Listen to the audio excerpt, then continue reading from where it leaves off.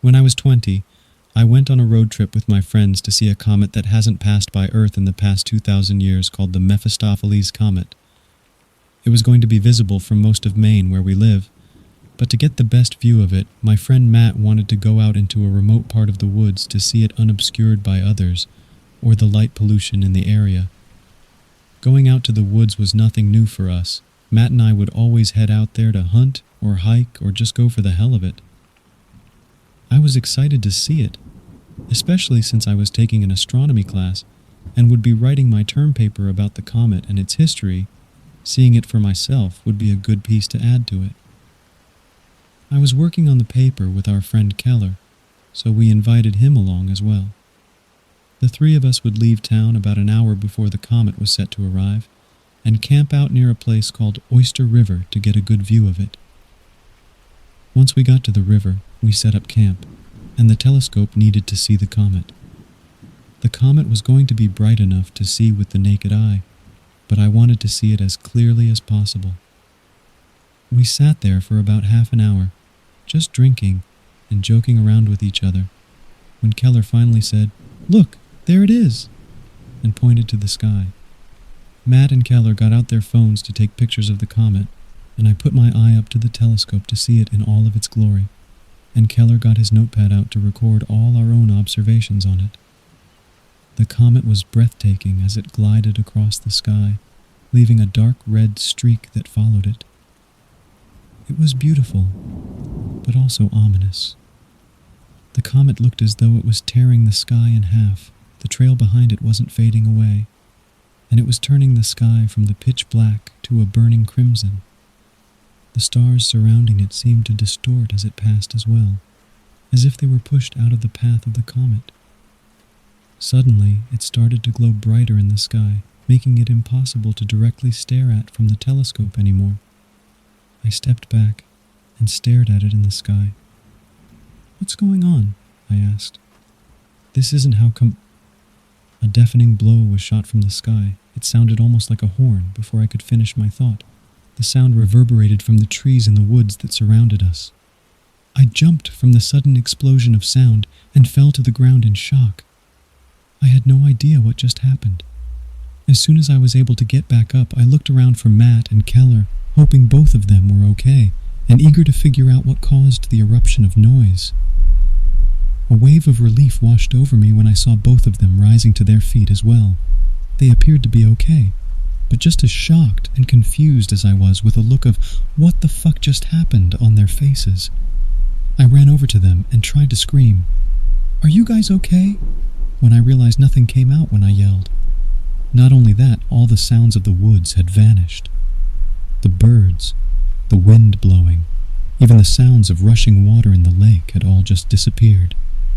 All replaced by the sound of silence, not our ears ringing, but complete and utter silence.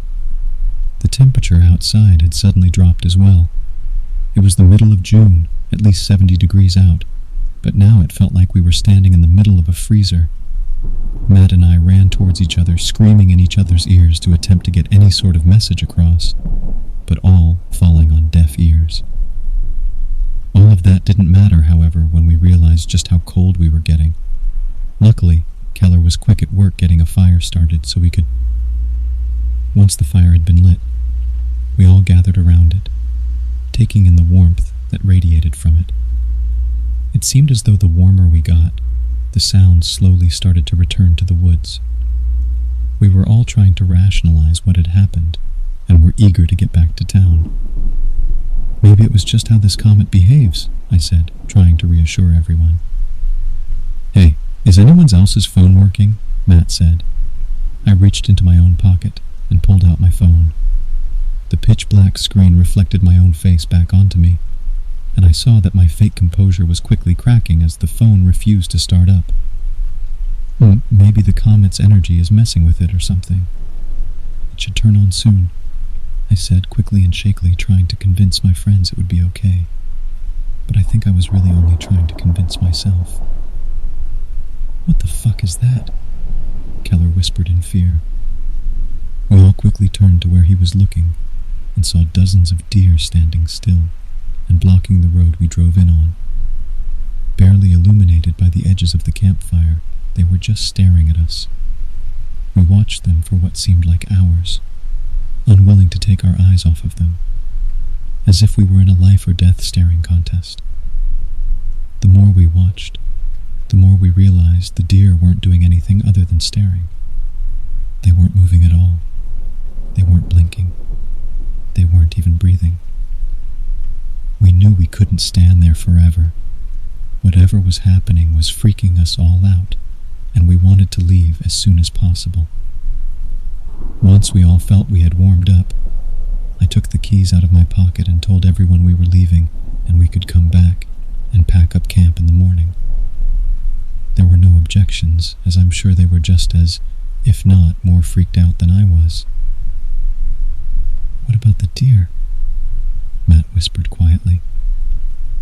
I knew the deer would have to be moved in order to get out, and that one of us would have to go over to get them out of the way. "Okay, who's going to move them?" I asked, knowing no one was going to raise their hand to answer. "We could play for it," Keller said, holding his right hand in a fist over his left hand. I sighed, but put my own hands up to participate in the game. We each struck our fists on our open hands 3 times, and on shoot, released the symbol we chose to play with. Keller and Matt had both chosen rock, and I had chosen scissors. However, we quickly realized this game was played in vain as the car wouldn't start. Frustrated and terrified, we begrudgingly decided to stick together to make our way to the path before us, and call a tow truck in the morning. As we put out the fire Keller had started, the cold slowly started to keep back in, shrouding us in cover of frost. We quickly grabbed our bags and moved forwards, wanting to make our way back to town as quickly as possible. The closer we got to the deer at the end of the trail, the stranger the entire situation was getting. The deer hadn't even blinked as we walked closer, even as we were within arm's reach of it. I put up my arms in an attempt to scare off the deer, but they didn't move at all, even when we started yelling at them. We were quickly getting tired of trying to interact with them, so we decided to just go around them. As we started to walk around them, Keller bumped into one, and it instantly fell over, as if it were a mannequin of a deer. This new revelation horrified us. We had no idea what had happened to these deer. All of them were just positioned to be looking at us. We decided it would be best to keep moving, and move as quickly as we could to get back home. As I turned around to take one last look at the sky as if it would reveal all of the answers to our quickly growing pile of questions, I saw that all of the deer had turned around and were now looking at us again. We never expected it to get this cold. The drive here had only been 20 minutes at most, so we hoped to make it back on foot in about 2 hours. The cold was getting to us, however. We didn't understand how it felt like 20 degrees in the middle of summer, but all we could hope was that we could make it back home before it could get any colder. I've never realized until then just how hard it is to see at night without the use of headlights. What little moonlight that was able to infiltrate through the thick cluster of tree branches was barely enough to illuminate the path ahead of us. It was a new growing fear that we may get lost and have to spend the night out in this unexplainable cold. That is, if it were even possible for the sun to rise again. The more we walked, the more I began to fear, not just for our safety, but for the safety of everyone back in town. Was it just as cold there? Did the power get cut off there too? Was the town infested by those fucked up deer we saw in the woods? Or maybe the town was completely fine, and everyone got to see the comet from a safe distance and had no idea what was happening to us out here, and would have no idea to look for us. I don't know why, but that last thought seemed to scare me the most, that we could be dead by the morning, and no one would start to think that to look for us until it was too late. I was instantly snapped back into reality by Matt, and Keller stopping abruptly, suddenly bringing my train of thought to a screeching halt that threatened to derail it entirely. At the end of the new stretch of road we had just turned onto was a jet black car, one darker than the night that surrounded us. The headlights were a welcome sight as it cut through the oppressive darkness that laid ahead, even if it was blinding us. However, this vehicle that should have filled me with a new sense of hope now filled me with an even deeper sense of dread. We had no idea who this was. We had never seen this car before. It looked too nice to be from the town all of us lived in. And who would be out here at this time of night? Even if he was here to see the comet like us, shouldn't his car have been messed up by the comet too? We stood there for what felt like forever, holding our hands out in front of our eyes to shield them from the assaulting beams of light, and waiting for the man inside to identify himself. After a few minutes, the man exited the car. He stood tall, maybe around 6 feet tall. He was dressed in an elegant white suit and had short, curly blonde hair. He seemed like a normal and even friendly face, save for the giant ear-to-ear smile that stuck something deep within us that something was terribly wrong with this person. "Hello there," he called to us in a voice that was warm and inviting, yet somehow dripped with a drop of venom at the end of it. "Awfully cold for you boys to be out here on foot. Do you need a ride back to town?" he asked. "I think there's a town nearby, Rockport, I think. If that's not your home, I'm sure they'll be able to take you back there." The man said all of this in a calm, yet booming voice, his smile not slipping for a second as he spoke. "I got the heater on in the car," he added, somehow feeling a slight blessing of the warmth that beckoned to us from within the car as he said that. "No, thank you," I said. "I think we can make it the rest of the way back."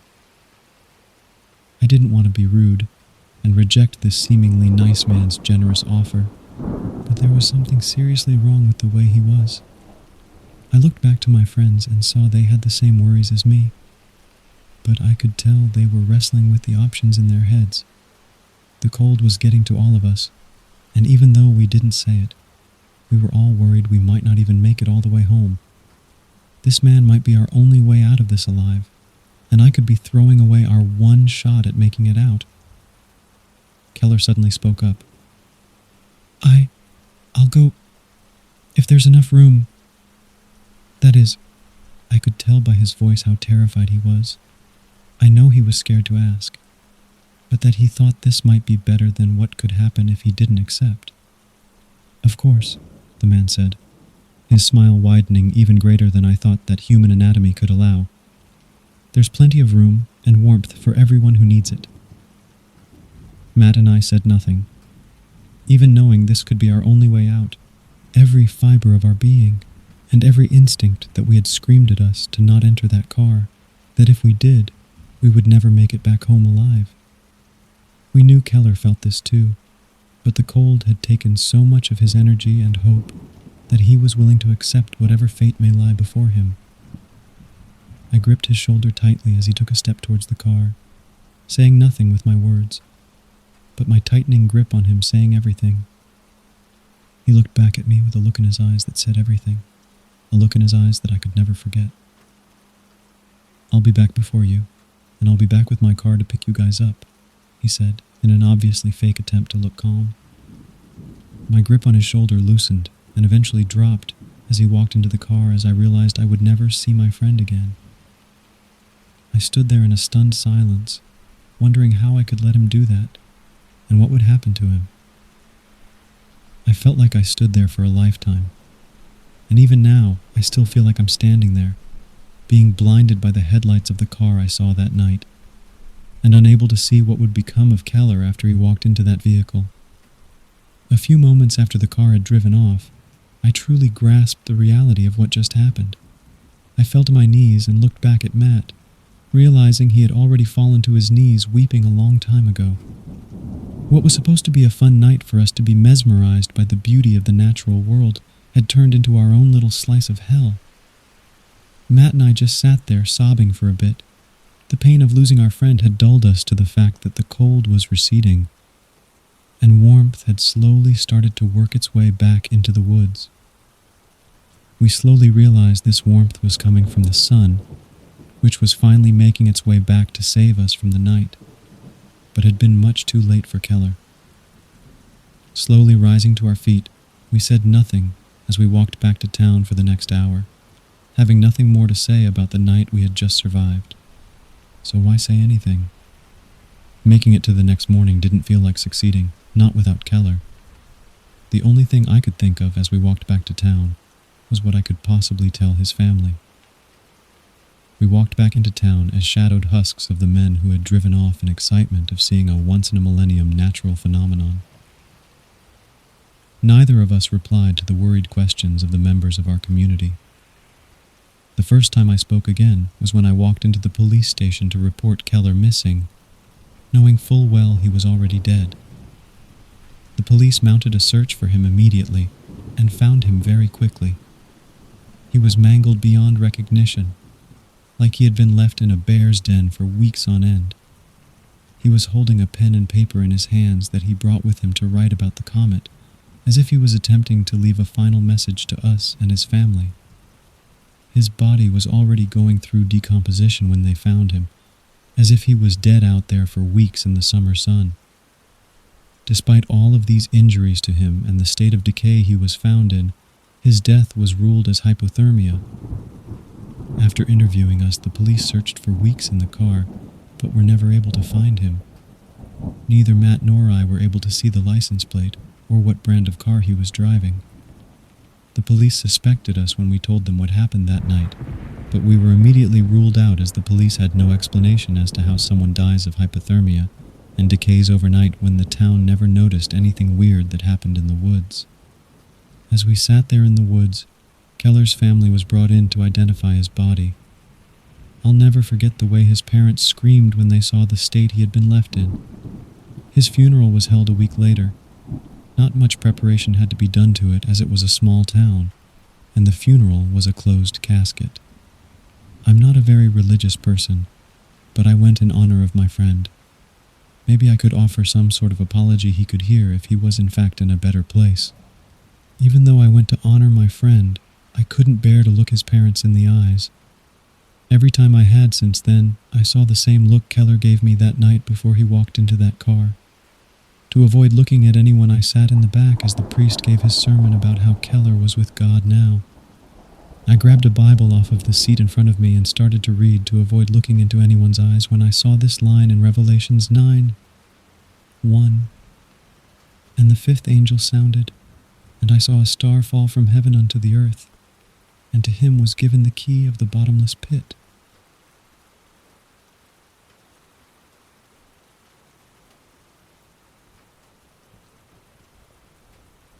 It was 9:28. The car was parked, backpack stuffed with the essentials. I was ready. I was 30 minutes into the hike when my mother called me. "Yellow," I said.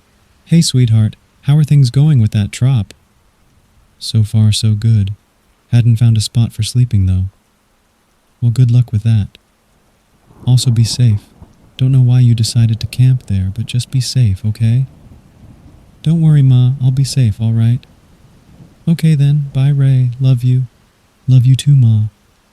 I walked and walked more, passing by trees that were bigger than buildings, bushes home to exotic bugs with unnatural colors, rivers containing salamanders with 3 legs. I watched birds fly through the forest and into the sky. It was beautiful. I felt great even. However, despite of all of these nice views, I still couldn't find a place to build my tent. If anything, it was odd. The trees were all evenly spaced out. There was no movement on the path. It just went straight on.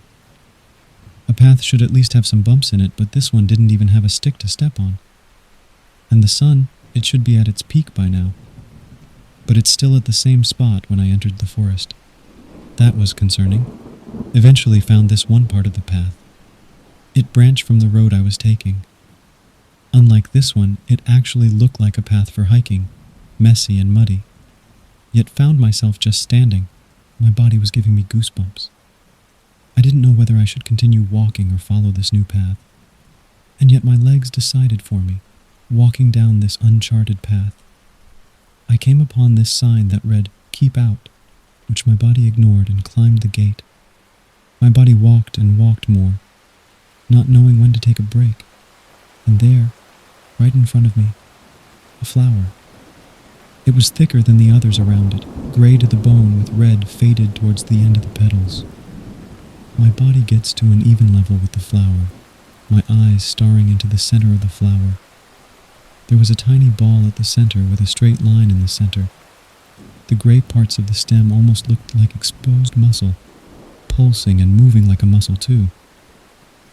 I reached for the flower. The tiny ball opened. An eye watched me as I fumbled onto the ground. The flower was now glowing. The muscles it had for a stem was now fully shaking. Its one eye, like a cyclops, just stared at me. It didn't blink. It didn't move, just stared, standing there with the time around us stopping. The earth around it was now shaked. The flower grew taller and taller, a shoulder now exposed for me to see, its body being made out of a plant-like material with very little real muscle. An arm bursted through the dirt. It shoved itself out of the earth enough for the other arm to come out. That was my sign to get out. My body ran and ran. The sound of the creature echoed through the forest. I pushed through bushes, piles of leaves, weaving past tree after tree. Any time the monster sounds faded, they will appear again in a different direction. The more I ran, the more the environment started to change as well. The trees gradually stretching into the sky, almost looking paint-like. The branches at the end having hands, all reaching out. Every single one looking to be reaching for something impossible, something bigger than themselves. And the sky, that red-soaked sky, it went past the horizon line and beyond. And all of the smaller plant life now melting into the ground looked like pieces of flesh now merged into the skin like ground. Wherever I was, it was not the place where I began. I hid behind a tree, just trying to catch my breath. The flower thing looked behind any tree it could see. It's slowly coming to the patch of trees I was hiding in. My heartbeats growing faster and louder. Sweating was sliding down my face, visible shaking in my hands. I felt so lost, so alone. I just wanted to be alone with Mother Nature, but now was alone with that thing. Call me weak, call me stupid for this, but I cried. I dragged my body down against the tree and cried. That thing cries echoing throughout this hell, and I broke down. My neck feeling tingling, my vision was blurry, me curling up into a ball. At the time, it felt so lost. The hell was I supposed to do with that thing? And its one eye looking for me. The silence of everything now surrounding the entire area of this place, with the sound of a little bird singing cutting through that hellish silence. Couldn't tell you why, even if you pointed a gun at me. But I just ran. I followed the sounds of the little bird. I thought at least if I was going to die, I would at least see something beautiful. The beast saw and chased me, its cries sounding like it came from the deepest pits of the human brain. I gave it all of my might and sprinted. If I was going down, I'll do it while giving all that my body had to offer. Finally, finally, I found the source of the bird singing. It was coming out from this circle attached to a tree. It had something covering it, but it was clear enough to see what was through it. It was a forest, but it was covered in green, healthy trees and singing birds. With all that my body had left, I dashed towards the gate, threw myself into the circle and bursted through the other side. Oh, the fresh, clean air, the trees all randomly placed with beautiful shades of brown, and the birds, oh, how lovely are their singing. But quickly remembered where I just came from. I looked behind B to see if the beast followed me, and it didn't. Hell, it wasn't even there. It was gone, nowhere to be seen. However, something was there. It took me a while, but it was there. It was a huge creature in the distance. It towered over the trees and beyond. Its body parts so impossible to describe, so void of detail I couldn't understand. It gave a bloodthirsty cry that would make a skinwalker tremble in fear. The portal that saved me was now closing. The last thing I ever saw of that place was the giant entity taller than a mountain. I'm in my car as I'm typing this. My ma called me, but I didn't respond. I just sent her a text that I'm okay.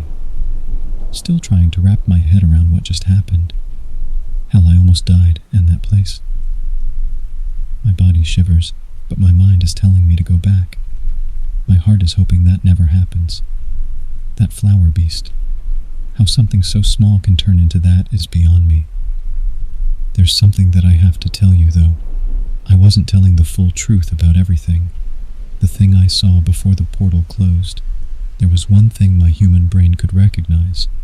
Despite having a body so impossible of physical form, it had one thing I could see. One giant eye.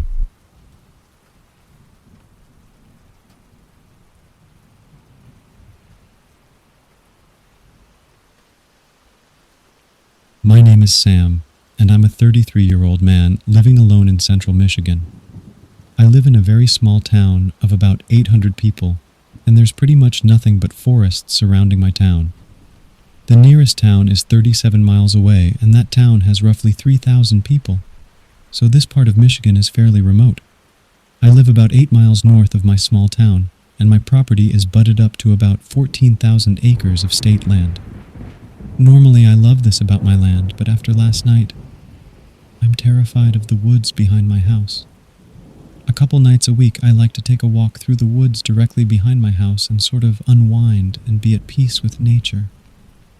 I know, walking through the woods at night is probably not the best idea, but I always have my handgun with me, and I carry a flashlight to see. I know these woods like the back of my hand, so I'm pretty comfortable out there day and night. Last night, however, I walked further than I normally do, and I deeply regret it. At around 10 p.m. I bundled up in my overalls and boots, grabbed my flashlight and gun, and made my way out the back door. It was around 18 degrees Fahrenheit, so not too cold for this time of year. I made my way into the start of the forest and took a deep breath of the crisp, fresh air. I could hear coyotes yipping in the distance, and a slight smile formed on my face. Maybe I'll get to see a couple coyotes tonight, I thought to myself excitedly. Coyotes aren't really big enough to be a real threat to adult humans, so I never really mind when they're nearby. Besides, I got my gun in the rare case they get aggressive. One shot to the air will send them scampering away deeper into the forest.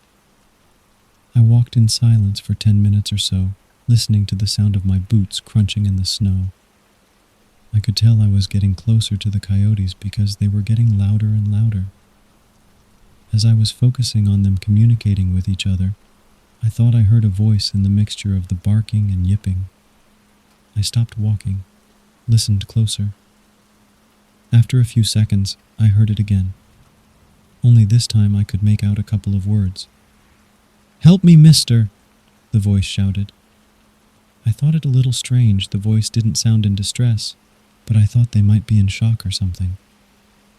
I took off running to where I heard the voice coming from and ran for about 5 minutes before stopping. "Where are you?" I shouted into the night. I listened but didn't hear a thing. It was then that I noticed just how quiet the forest had gotten. No more coyotes yipping or anything, just dead silence. I feared that the man was injured and was unable to talk to. I started speed walking to where I thought I had heard the voice. I walked for a solid 15 minutes before needing to stop and rest. I was much further than I normally go on my night walks, but still wasn't concerned. I could just follow my footprints back to home. So I decided to yell out one more time before heading back and calling the authorities to report a person in need of help. "Hello? Are you out here?" My voice echoed throughout the quiet forest. I strained to listen for any type of noise indicating where the person might be, but it was deathly silent. "I'm gonna go call for help," I shouted, before turning around to leave. As soon as I turned around, I froze, my blood instantly freezing in my veins. The hairs on my neck stood on end, and my heart began to race wildly. Just as I turned around and pointed my flashlight back to the way I came from, I saw a man's head quickly tucked behind a tree. Only his head was roughly 8 feet up the tree. Whoever this was, they were extremely tall. "Who's there?" I shouted, fear present in my voice. There was no answer. I decided to try and cut to the left to avoid walking by the tree I saw him and to try and circle around to my tracks to get back home as quick as I could. I kept my flashlight pointed directly in front of me with my free hand on my gun, just in case I needed to defend myself.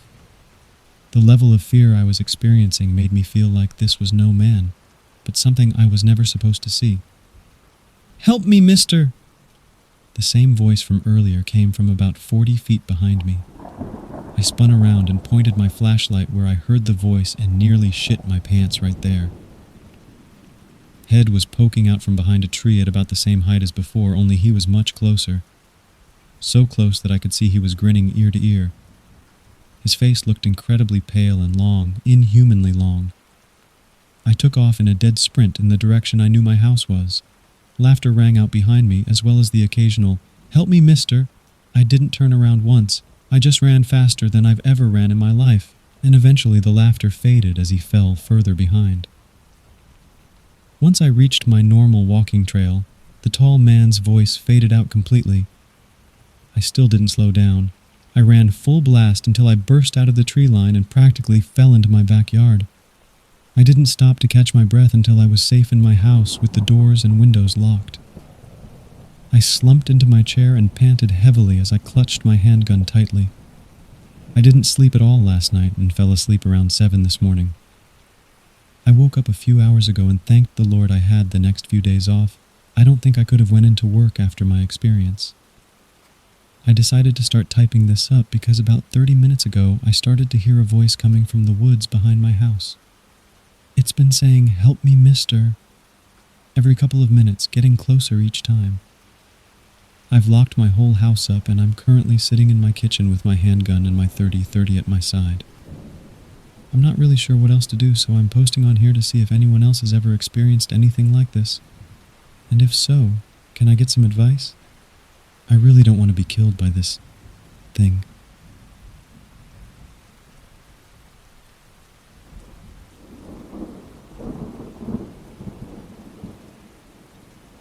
I'm not the type of person who enjoys hiking very much. I rarely go into the woods anyway, let alone go climbing up shit for fun.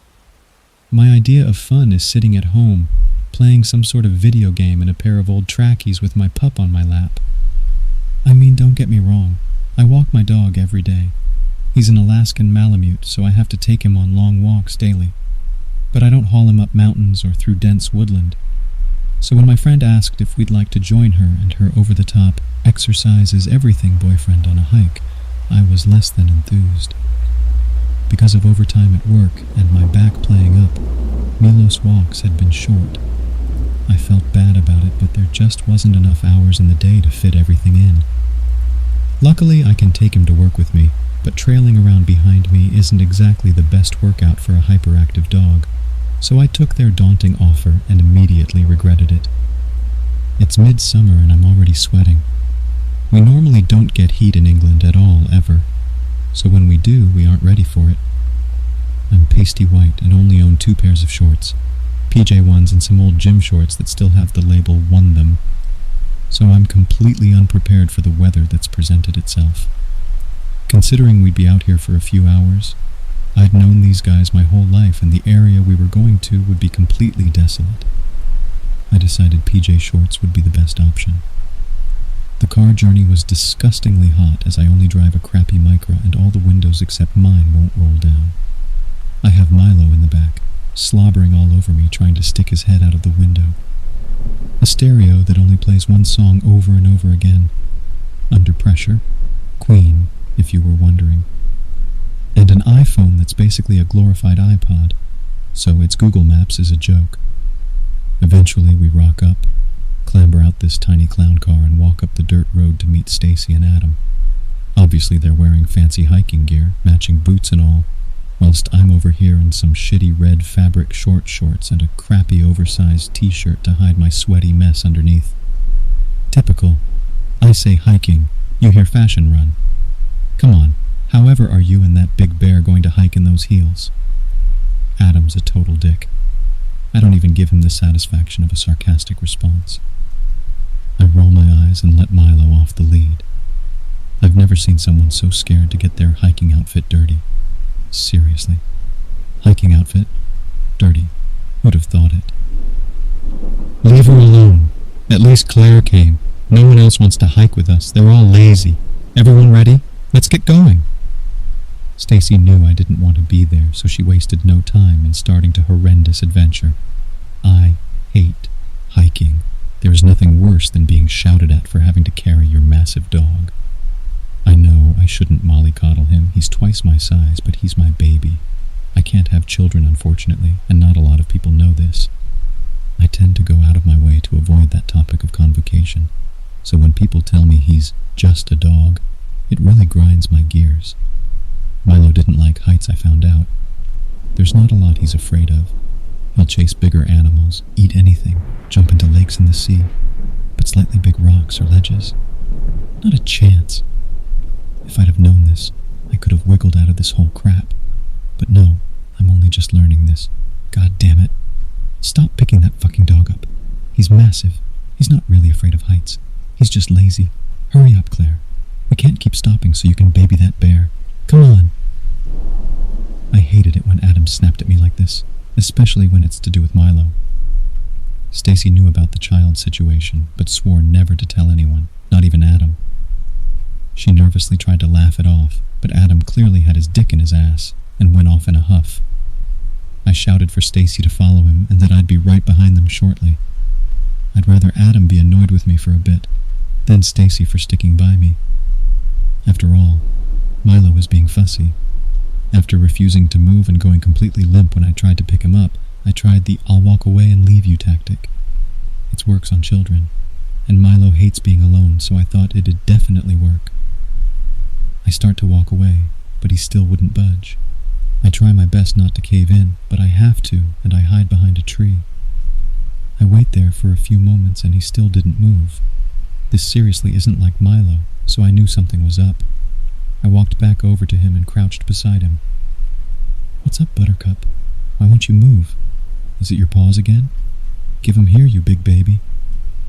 I go to grab his right front paw, but he won't shift. He wouldn't even look at me.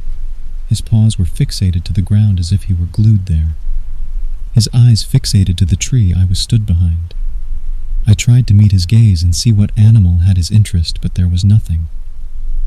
We haven't even gotten into the dense woodland yet. We were only a few meters in. I've never seen him like this before, but instead of worrying and making things worse, I put his lead back on and tried walking towards the car. Still, he didn't budge. Now I knew something was definitely annoying him. He never does this. He seemed to be in a weird trance. He wouldn't listen to me and wouldn't budge. I can't help but worry, so I called out for Stacy and Adam.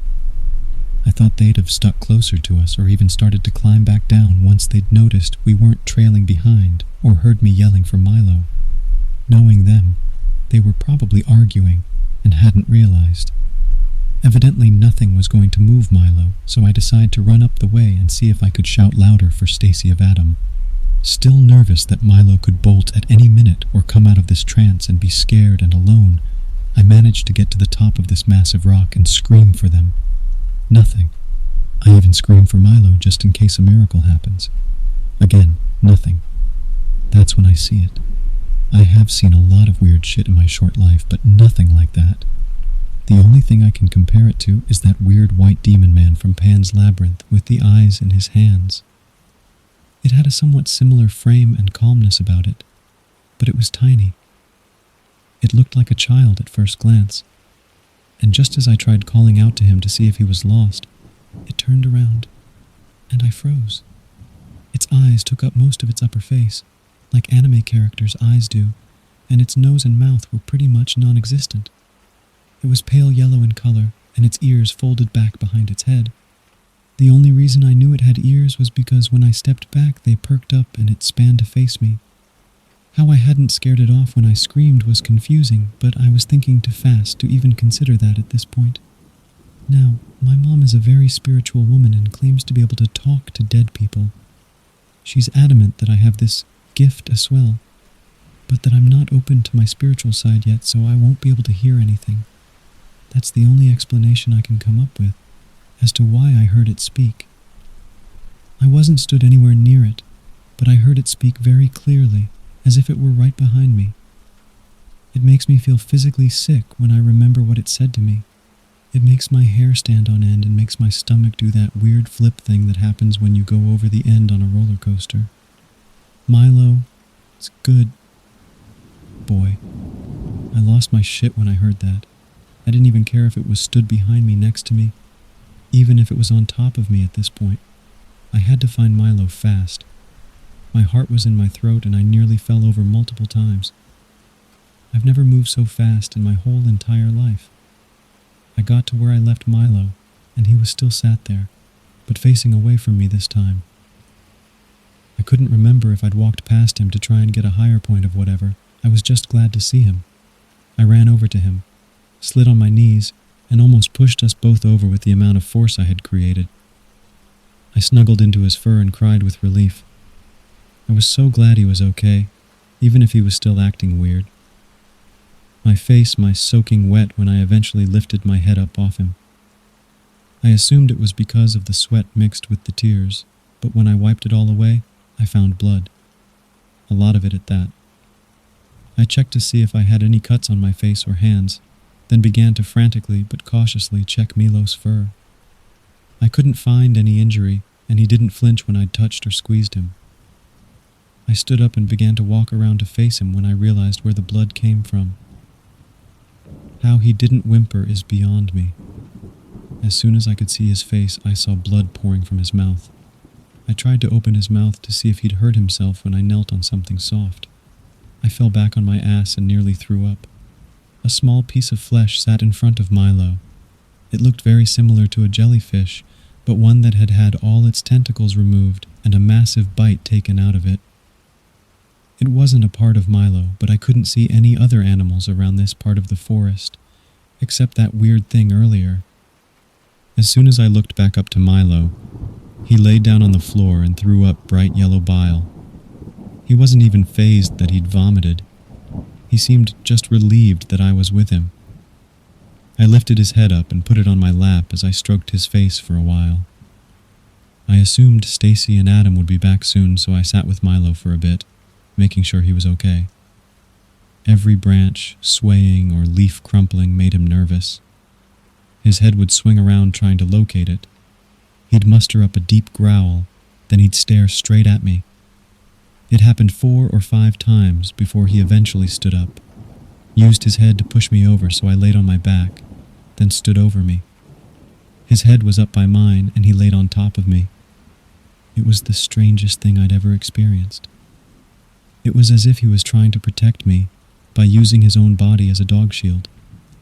Usually, when dogs try to protect their owners, they stand right next to them, or slightly in front growl bark to warn off people and get very aggressive, not lay completely on top of them.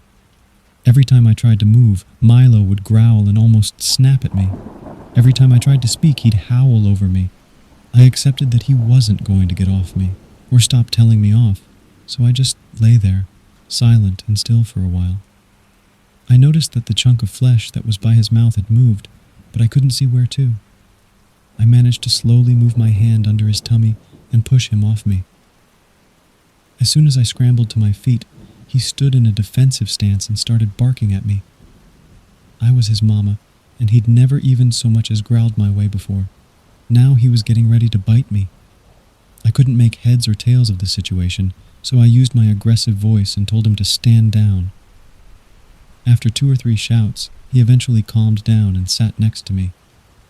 I reached down to pat him when something hit me in the back of the head. It hit me so hard it knocked me out cold. The last thing I remember is hearing Milo's bark in my ear, then a snapping sound and him squealing with pain. Then silence. I woke up upside down hanging from a tree. How the fuck I got up there, I have no idea. But my first thought was, where the fuck is Milo? All the blood was rushing to my head and I felt incredibly sick. I tried to pull myself up, but I was too weak. My arms were near enough numb and I kept nearly vomiting. I didn't know what to do or how to get myself down. I thought back to all the adventure films I'd watched and all the Bear Grylls shows I'd half paid attention to, but nothing was jumping out at me. That's when I heard the most disturbing sound ever, I could hear Milo grunting and howling somewhere in the near distance. I shouted for him, but couldn't figure out which direction I could hear him. I tried again to pull myself up so I could reach my feet, but I just couldn't. I was too weak. I started panicking and tried to wiggle my feet free. Now, in retrospect, this was probably my biggest mistake. I was high up in a tree, near the top branches, and I thought it best to wiggle free so I'd land on my back. If I had have gotten free, I'd have probably paralyzed myself because of the fall, and me and Milo would have been stranded. Luckily, I couldn't wiggle out of my restraints. I had to just lay there and wait. I kept shouting for Milo as his growls became less and less audible, and if I was going to die up here, I wanted him to be the last thing I saw, not the pile of vomit on the floor below me. I kept passing back out but trying to keep myself conscious. I have no idea how long I was up there for, but I thought for sure that I was going to die. I kept half-heartedly crying, calling for my mum or Milo or anyone to help me really, when I saw something stood below me. It mimicked the sound of my crying and the word Milo over and over. It started circling me, just saying his name, taunting me with it. It mimicked it in all the different ways I'd said it. Then it made the sound of bones snapping and Milo's final howl. I couldn't help but scream at it. "If you fucking touched my baby, I'll kill you! I swear to God, I will kill you!" It repeated this to me as it began to climb the tree I was hanging from. It was the weird yellow child I'd seen earlier, but this time it was covered in blood and fur. Milo's fur was brown and white, so I frantically searched for this color on the creature's body, but I couldn't find it. All I could see was black fur that looked like human hair. The closer it got, the more I could make out that it was in fact human hair. I couldn't make sense of it. I tried to swing my body so I could grab onto another tree, but as soon as I started swaying, it started scrambling up the tree faster. Its long, spindly claws dug into the tree's bark effortlessly as it climbed. Because of the blood rushing to my head and the lack of energy I had, before I could make any real progress, I passed out again. When I came to, I was laying on the ground. I couldn't tell if I'd fallen out of the tree or not, as my whole body was numb. Before I even opened my eyes, I'd assumed I must have been hurt badly, as I couldn't hear anything. As I opened my eyes, I saw Stacy leaning over me, her mouth moving so fast, I'm kind of glad I couldn't hear her. My hearing began to come back slowly, as she kept saying my name and trying to get me to move my fingers. Eventually, I tried to sit up and realized I was completely fine. I didn't have a scratch on my body. The only thing wrong with me was a slight nosebleed. She sat me against a tree and ran to get Adam. He had gone back to the car to get a bottle of water and the first aid kit for me. I looked around and realized Milo wasn't there. I tried to stand up, but couldn't without feeling dizzy, so instead I shouted for him. The volume of my own voice shook my brain and induced an incredible migraine. He came bounding towards me, crashing into me. He wasn't very tactful with his love cuddles at the best of times. I cried into his fur and cuddled him tightly.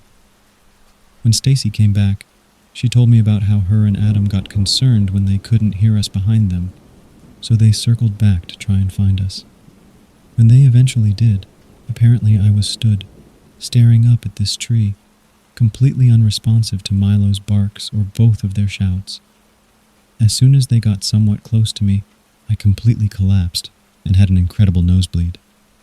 They thought I'd had a concussion because of the amount of blood. I looked around and couldn't see any, though.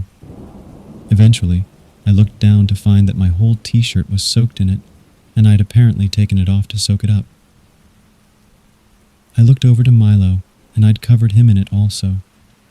Completely embarrassed and incredibly confused, they helped me stand up, and Adam put my arm around his shoulders to help me walk. Stacy grabbed Milo and ran him to their car. She pulled it up to the edge of the forest so we could clamber in as quickly as possible and I could lay down again. I thought I'd heard Milo behind us, so I turned my head to look, and there it was. I saw the yellow creature again. This time it stood 7 feet tall, slender and smiling. It looked me dead in the eyes and said, "Good boy," whilst holding Milo's collar in between its teeth along its lower jaw. I wanted to scream and tell Adam to stop, but as soon as I opened my mouth and inhaled, it shook its head and dragged its long claws across its throat. It was clear that if I told anyone about what had happened, something would come and find me. I started to silently cry as it dissipated back into the forest of trees. I turned my head back around and continued to hobble. Adam asked me why I was crying. My head just hurts, man. I'll be all right.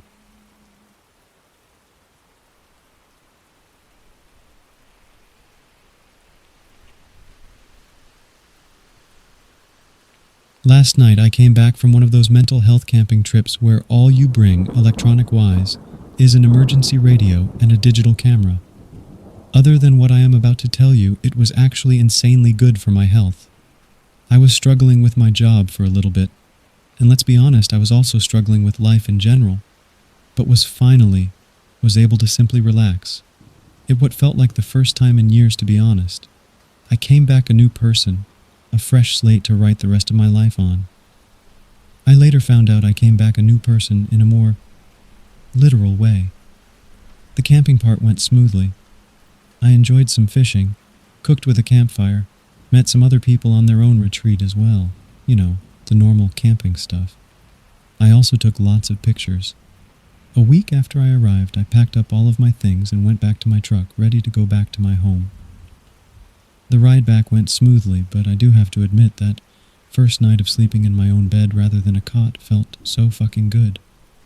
I woke up this morning and decided to go through my photos before heading into work, to see what I wanted to download to my computer and what I wanted to trash.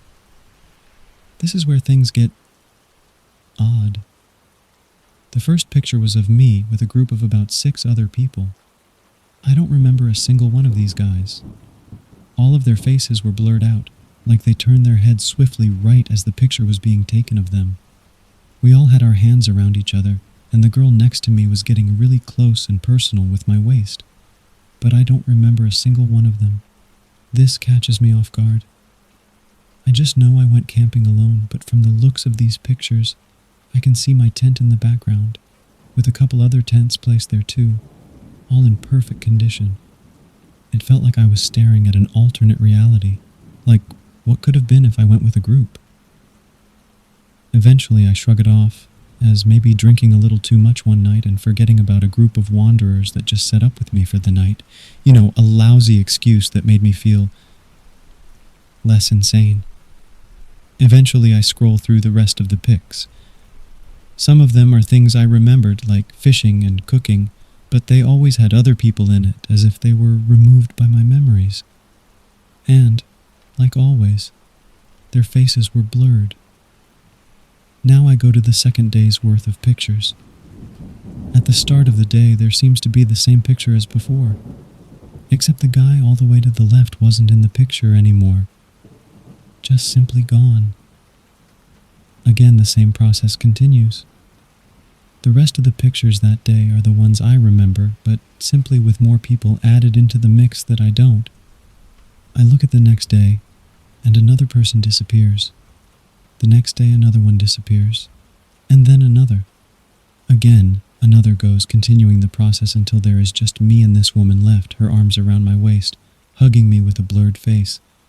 I noticed that all of the tents were still there, but tattered as if they just got out of a storm, except mine, which was perfect. Now I am beyond freaking out, trying to make sense of what happened. Who were they? Where did they go? What is happening? Why don't I remember? I looked down at my watch and noticed that I have been pondering over these photos for way too long and was a couple hours late for work.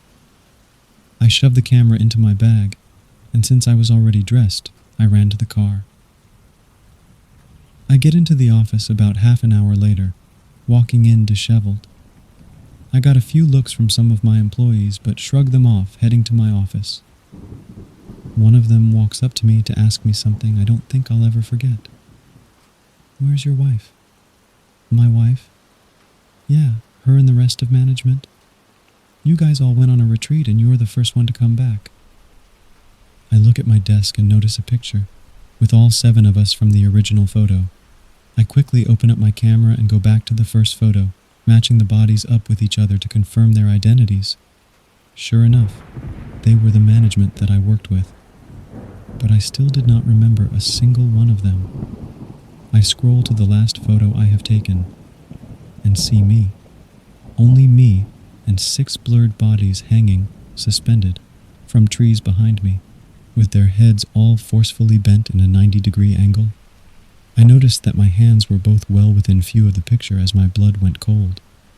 Who was taking all of the pictures?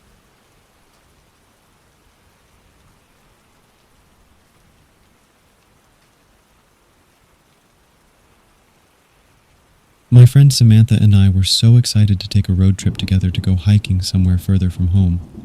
We'd been talking about it since we graduated college a few years back and finally found the time. Well, she always made the time. It was mainly me that had trouble balancing work with anything else. Looking back now, I wish I had spent more of this trip focusing on Sam, the scenery, and being present in the moment. I wish I had been a better friend. Sam was the most excited for our trip. The week before we left, she was texting me about restaurants in the area, stuff to do. She made a Spotify playlist with both of our favorites so we could listen to 7 hours worth of an eclectic mix of classic rock, pop, and black metal, and was marking trailheads we might enjoy on her Google Maps app. I felt bad for putting the trip off for so long. We got to catch up, explore, try cool food. We had a great trip up until our final hike. We're both in decent shape, and since we had the supplies and plenty of daylight, we decided we were going to try a longer, unpaved trail that went around this beautiful lake. It was the last hike of our trip, and we decided to take a more difficult and less crowded trail. Initially, it was a wonderful hike. The water was such a surreal shade of blue, and the pine trees and rolling hills were breathtaking. The air was thinner than we were used to, but so refreshing. As we hiked around one bend, I almost ran right into Sam's back. I had been falling behind, focusing on placing my feet in exactly the right locations in the soft dirt, so I didn't go sliding down 20 feet to the shore. Sam stood frozen, a deer in front of her blocking the trail. As I approached with my backpack jingling and breathing heavily, the deer stood for a moment more, tilting its head sideways at me before darting back into the pines. She looked back at me, her face tight. "Did you see that?" "The deer?" "Yeah, it was pretty magical." She gave a little laugh as she started up again so we could both move on to the section of the trail that had sturdier footing. "No, I mean, something was wrong with that deer. It was way too comfortable around me, and I don't know if you could see or hear it, but it was drooling and making these weird sounds." We continued on in silence after that as we focused on our footing and the scenery, stopping every so often to take pictures. One time, when we were stopped, we heard rustling to our right, higher up on the hill. I got the bear spray out and held on to it. It seemed to be walking parallel to us, roughly matching our pace. It sounded big, too. Eventually, the hiking trail rose to meet the higher part of the hill, and I couldn't help but sigh in relief. I'd been so worried I'd roll my ankle and tumble down the mountain. So it was good to have more room so I wasn't walking right on the edge. Back in college, I'd sprained my ankle badly, but couldn't afford to see a doctor. It healed a bit oddly, and since then my left ankle has been iffy. After a while, I needed to sit for a moment, walking uphill for an hour in addition to the 6,500-foot elevation. I was struggling. Maybe I'm also a bit more out of shape than I had been willing to admit too. Sam sat with me for a moment, but then saw some wildflowers about 10 feet into the woods and left to go take a quick picture. With her gone, I felt a sudden chill. Something was watching me. "Sam!" I called out nervously as the rustling grew louder and I gripped my container of bear spray tightly. It stepped out of the woods and it was just a deer. Or more specifically, it was the deer, the same one that Sam had encountered. Now that she had pointed it out, I could see what she was saying. The deer had no issues approaching me. It was scrawny, walked slowly, but like it had a bit too much to drink, and it was definitely drooling. I jumped up and waved my arms at it. "Go away!" I knew it was sick and the poor thing was confused and probably suffering, but it creeped me the hell out. It cocked its head and seemed to be studying me, looking me up and down. It approached me and made some sort of gasping sound. It was opening and closing its mouth in a way which deeply unsettled me for some reason. "Sam." She came running towards me from the woods, and when I turned back, it had gone. "Are you okay? What happened?" "The creepy deer was back. I know it sounds silly, but think it's been following us." I told her how it had been behaving. "Do you think it's Rabbit?" "Poor baby," she said sympathetically. "Possibly. Or I wonder if it has CWD. Either way, we should probably let the park rangers know just in case." We had decided we'd stick together, but after a few miles, she ended up ahead of me again.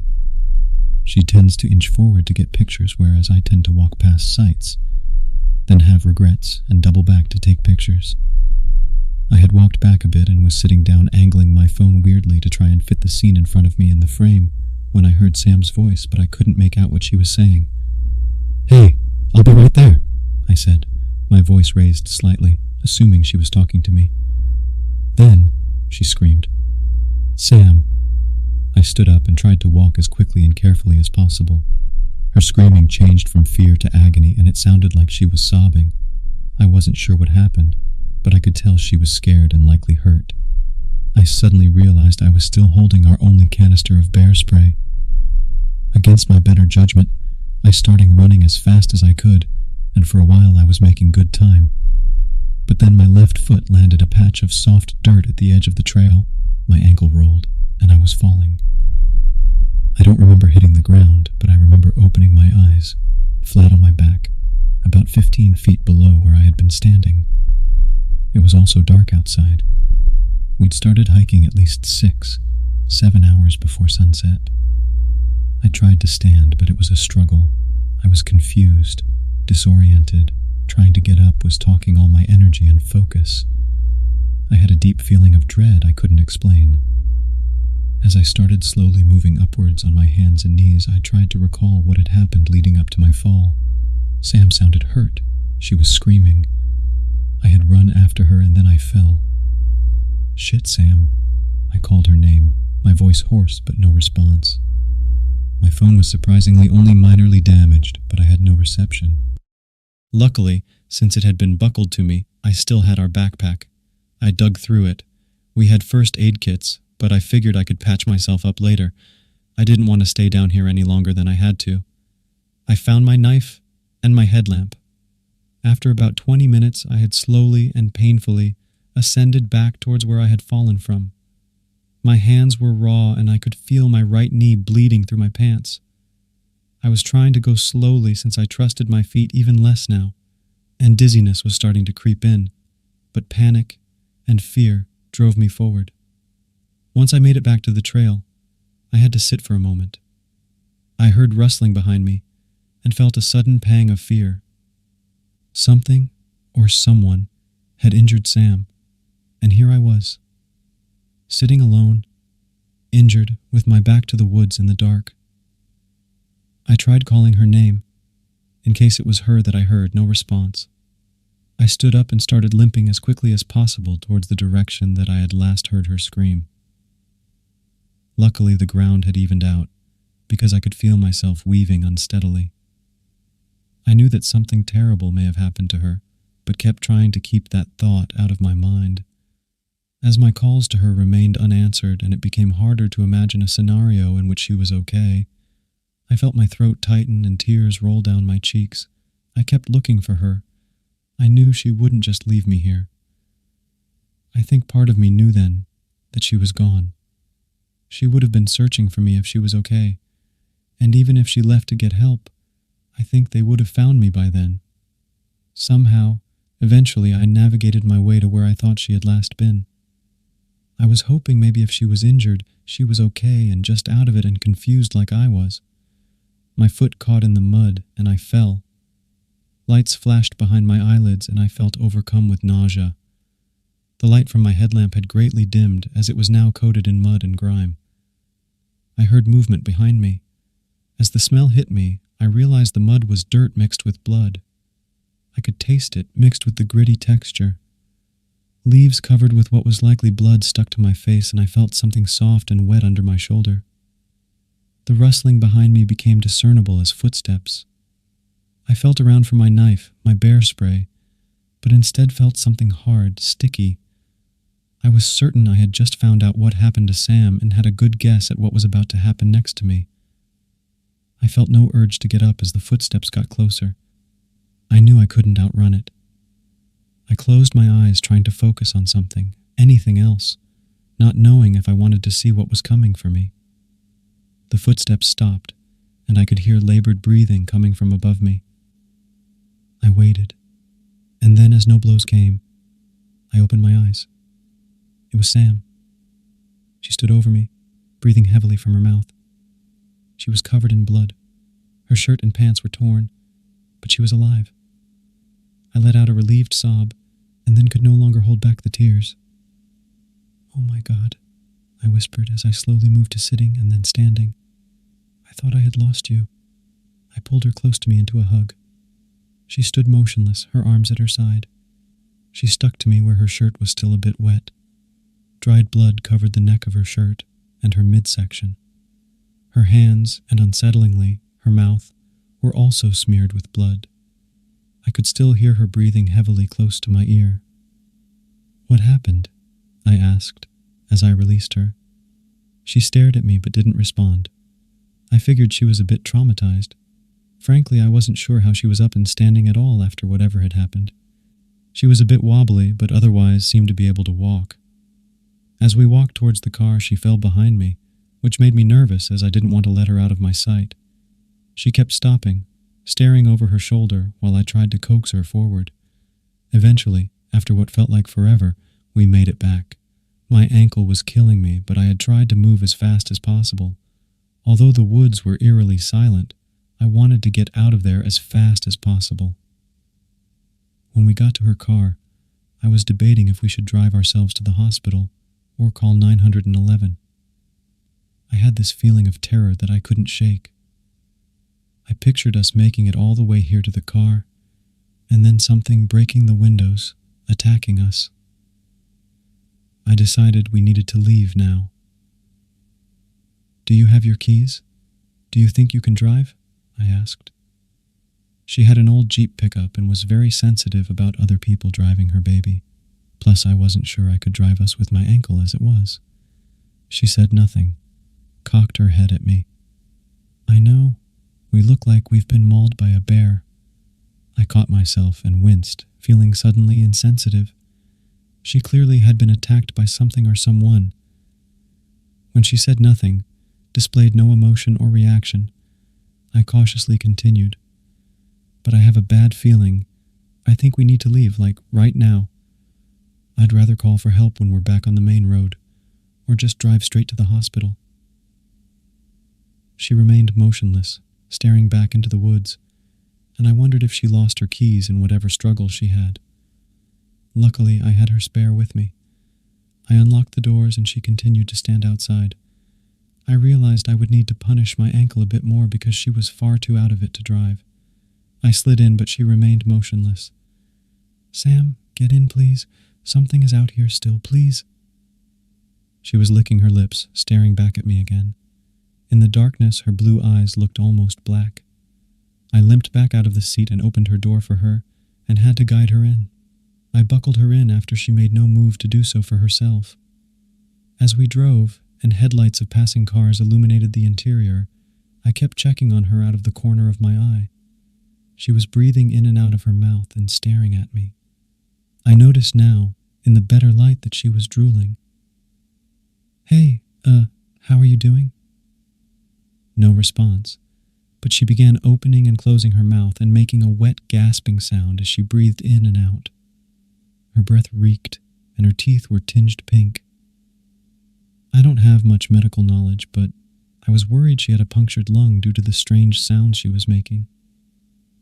"Hold tight, we're about 20 minutes from the hospital." Despite my ankle, I drove as fast as I could. We made it in 10. As we pulled up, I helped guide her out of the car and walked behind her, steadying her. I noticed something. Her shirt was on inside out. It hadn't been this morning, Likely because of how we looked, they found rooms for us immediately in the ER. I had a bad sprain and a concussion and would need a few stitches, but it felt so good just to be out of those woods.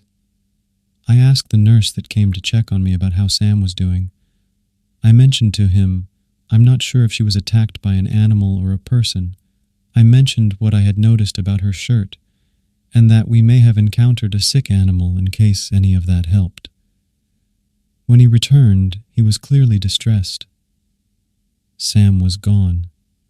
She hadn't appeared to be outwardly injured, strangely, but they had wanted to assess for internal trauma. However, the first moment they had left her alone, she had just walked out, judging by the bloody footprints. It's been weeks and I haven't seen Sam since. Her mom hasn't either. She has been working with the police out here. They think Sam has a head wound and is just confused and will turn up in town eventually. But a few days ago, I heard on the news that a partial skeleton was found on the trail we were on. Likely the victim of an animal attack, they said, and due to the condition of the body, they were asking for leads so they could use dental records to help identify the victim. This might sound crazy, but I think it's her they found. I don't know how to explain it, but I don't think Sam ever left those woods that night. It's my fault, and I don't know what that thing was that I drove into town. If you live in southern Colorado, please be safe. I'm sorry.